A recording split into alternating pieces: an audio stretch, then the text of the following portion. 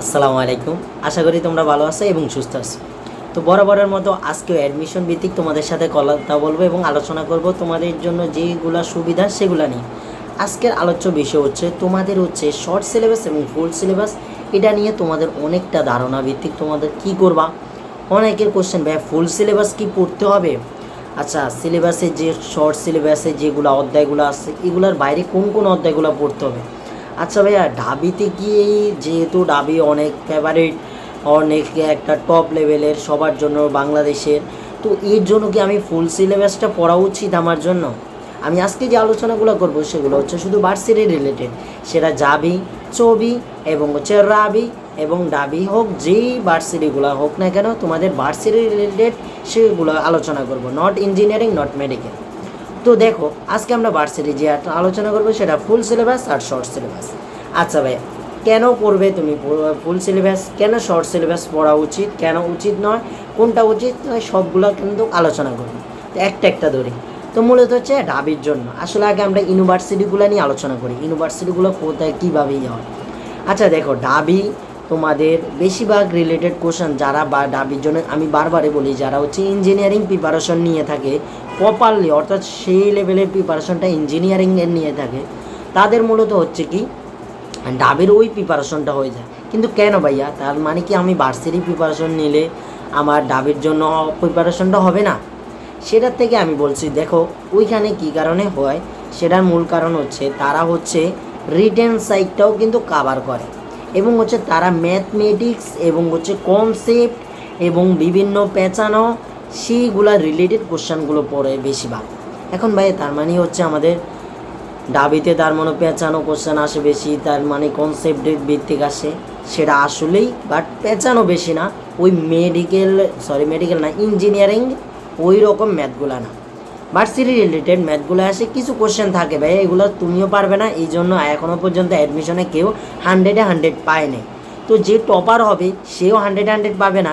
কিছু কোশ্চেন থাকবে যেন অনেকেই পারবে না, টাইম অ্যাক্ট করে, তোমার হচ্ছে তুমি ওই টাইমে শেষ করতে পারবে, হাতে ক্যালকুলেশন প্যাড করে সবগুলো মিলিয়ে। তো ডাবের জন্য আমি এই জন্য বলি, যারা ইঞ্জিনিয়ারিং প্রিপারেশন নিয়ে থাকে তাদের জন্য ডাবিটা হচ্ছে কিছুটা হলেও অনেকটাই সহজ হয়ে যায় ডাবে। এবং আমার দেখা অনেকেই যারা হচ্ছে ইঞ্জিনিয়ারিং প্রিপারেশন নিয়েছে তারা মূলত ডাবিতে অনেকে চান্স পেয়ে গেছে। তো হচ্ছে এখন তার মানে হচ্ছে ভাইয়া আমাদের চান্স হবে না, তাহলে আমরা ডাবির প্রিপারেশন নিলে তার মানে ভাইয়া আমার ডাবির চেয়ে চান্স পাওয়ার জন্য আমি কি করব, ইঞ্জিনিয়ারিং প্রিপারেশন নেবো? আমার কিন্তু জিপিএ ভালো না, আমার জিপিএ ভাই কেন তুমি নেবে? তোমার ইঞ্জিনিয়ারিং প্রিপারেশনটা অনেক হার্ড। তুমি যদি অ্যাডমিশন শুরুর আগে এই ইঞ্জিনিয়ারিংয়ের যে পেঁচানো ওচানো অনেক কিছু কনসেপ্ট ভিত্তিক এইগুলা লং ক্লাস এগুলো করতে থাকো, তখন তুমি অ্যাডমিশন শুরুর আগেই তুমি অ্যাডমিশনের জার্নি থেকে পিছু পা হয়ে যাবে, অর্থাৎ পড়ে যাবে। তোমার ভার্সিটির প্রিপারেশনটা ওই লেভেলের নাও যেন তুমি পেরে যাও। এখন কথা হচ্ছে কোন লেভেলের নেবে। আমি কিন্তু আগের ভিডিওটা আলোচনা করছি, যেগুলা ফোকাস করা দরকার সেগুলো তোমরা আমার ওই ভিডিওটা দেখে নিতে পারো। সেটা হচ্ছে প্রিপারেশন কীভাবে নেওয়া উচিত যে কোনো জায়গার জন্য এইচএসের পরে।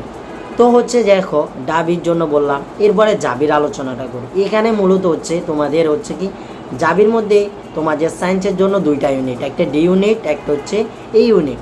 এই ইউনিট হচ্ছে যারা শুধু বায়োলজি নাই, ম্যাথ থাকে, ফিজিক্স থাকে, হ্যাঁ ম্যাথ থাকে, ফিজিক্স থাকে, কেমিস্ট্রি থাকে, এই রিলেটেডগুলো, কিন্তু ওইখানে বায়োলজিটা থাকে না। দেখো, ও আবার বায়োলজি যে ইয়াটা থাকে সেখানে হচ্ছে তোমাদের হচ্ছে ম্যাথ থাকে না।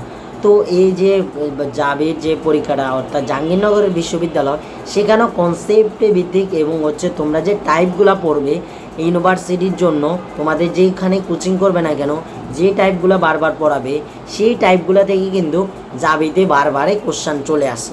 জাবি বলো যে কোনো ইউনিভার্সিটি, তারা তাদের প্যাটার্ন থেকে বের হয় না।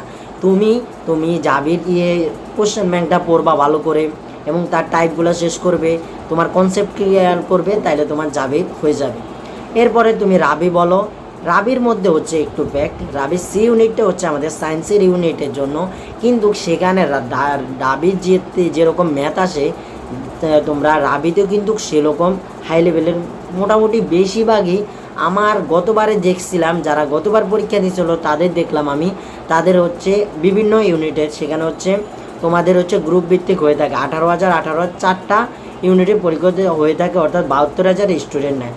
তো 4টা গ্রুপে পরীক্ষা হয়, তো 4টার কোশ্চেন আলাদা আলাদা হয়, বাট বেশিরভাগই তোমাদের ম্যাথ থাকে। তুমি কেমিস্ট্রির বলো সেখানেও ম্যাথ বেশি পাবে, আয়ার ম্যাথ বলো সেখানে তো ম্যাথে, এরপরে ফিজিক্স বলো সেখানেও ম্যাথ বেশি পাবে, আর বায়োলজির ক্ষেত্রে বায়োলজি এবং তোমরা ম্যাথ এরকম একটা ম্যাথ বায়োলজি দেখাবে, নাহলে বায়োলজি ম্যাথ দেখাবে, এরকম থাকে, প্লাস আইসিটিও থাকে সেখানে। তো এইভাবে এরপরে ছবিতে হচ্ছে বেসিক ভিত্তিক, যারা মেডিকেল প্রিপারেশন নেয় এবং হচ্ছে ভার্সিটি প্রিপারেশন নেয় তাদের জন্য ছবি হয়ে যায়। ছবি ওই রিলেটেড ওই লেভেলের কোশ্চেনগুলো বেশিরভাগ কঠিন আসে না। তো মূলত এগুলা গেল সকল ইউনিভার্সিটি আলোচনা, এবং সাইডে বাইডে অনেক ইউনিভার্সিটি, ভালো ভালো ইউনিভার্সিটি আছে, সেগুলো নিয়ে আমরা আলোচনা আস্তে আস্তে করব। কিন্তু মূলত আমাদের আজকের যে ভিডিওটা, সেখানে আজকে 5 মিনিট এখানে ওভারলেপ হয়ে গেছে, যেটার মধ্যে আমরা এখনও পর্যন্ত শর্ট সিলেবাস পড়বো না ফুল সিলেবাস পড়বো সেটা আলোচনা করিনি। এখন দেখো, আমি তোমাদেরকে বলবো তোমরা শর্ট সিলেবাসটা পড়ো। কেন ভাইয়া ফুল সিলেবাস পড়বো না?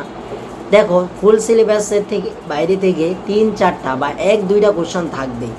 1-2টা কোশ্চেনের জন্য তুমি এতটা অধ্যায় পড়বে, যার জন্য তোমার অবস্থা খারাপ হয়ে যাবে।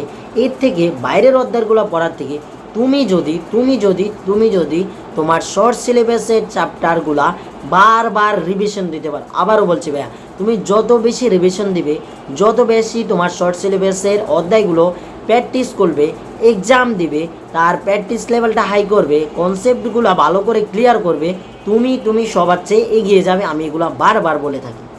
এই জন্য তুমি বাইরের যে চ্যাপ্টারগুলো আছে, সেটা ডাবির জন্য বলো, ছবির জন্য বলো, তোমার হচ্ছে কি জাহাঙ্গীরনগর বলো, রাজশাহী বলো, সবগুলোর জন্য, ইউনিভার্সিটির জন্য তোমাকে বলছি তুমি অনলি ফোকাস, বেশিরভাগ ফোকাস থাকবে তোমার হচ্ছে কিসে, সেটা হচ্ছে তোমার শর্ট সিলেবাস।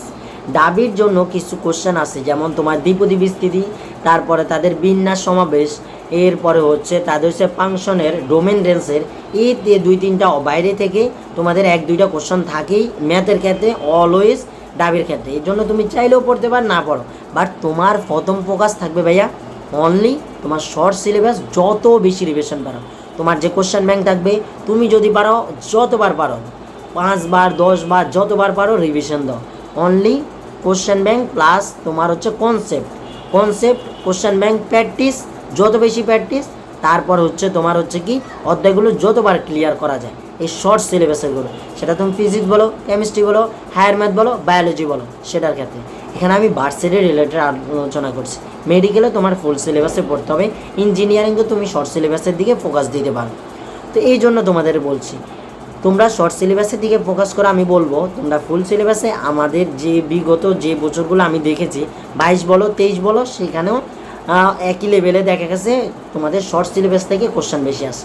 তার জন্য ভাই বলছি তোমরা শর্ট সিলেবাসের দিকে বেশি ফোকাস করো। Full syllabus not allowed, only exam যদি ভালো করতে চাও, এক্সামের জন্য আমি বলবো শর্ট সিলেবাসে বেশি ফোকাস করো। এছাড়া তোমাদের বিভিন্ন আলোচনা এবং অ্যাডমিশন ভিত্তিক সব কিছুই এসএন ভাইয়ের কাছ থেকে পাবে, ইনশাল্লাহ চেষ্টা করব। এবং আমার বিগত অনেক স্টুডেন্ট ছিল, তারাও জানে, অর্থাৎ তোমাদের বিগত যে ব্যাচটা গেছে তাদের জন্য আমি সর্বোচ্চ লেভেলের চেষ্টা করি। এবং অনেকে আমার স্টুডেন্ট আজকে অনেকে পড়াশোনা করছে, যারা খুবই হতাশাগ্রস্ত ছিল, বাট শেষ মুহূর্তে তারা এক জায়গায় ইনশাল্লাহ চান্স পেয়েছে। আমি বলবো তোমাদের জন্য সহযোগিতা করব। তোমরা হচ্ছে ইমেলে আমাকে যে কোনো সমস্যা জানাতে পারো, এবং আমার হচ্ছে ফেসবুক পেজে এবং হচ্ছে টেলিগ্রামে যুক্ত হয়ে গেলে খুশি হব। তো ভালো থাকো, সুস্থ থাকো, আল্লাহ হাফেজ। অবশ্যই একটা লাইক দিবে। আসসালামু আলাইকুম। সফলতা ইনশাল্লাহ আসবে, তবে পরিশ্রম করতে হবে, এবং মুসলিম হয়ে থাকলে অবশ্যই তোমার ইমানদার হতে হবে, এবং হচ্ছে তুমি অবশ্যই তোমার সৃষ্টিকর্তার উপরে বিশ্বাস রাখতে হবে, নামাজটা পড়তে হবে। আল্লাহ হাফেজ, আসসালামু আলাইকুম।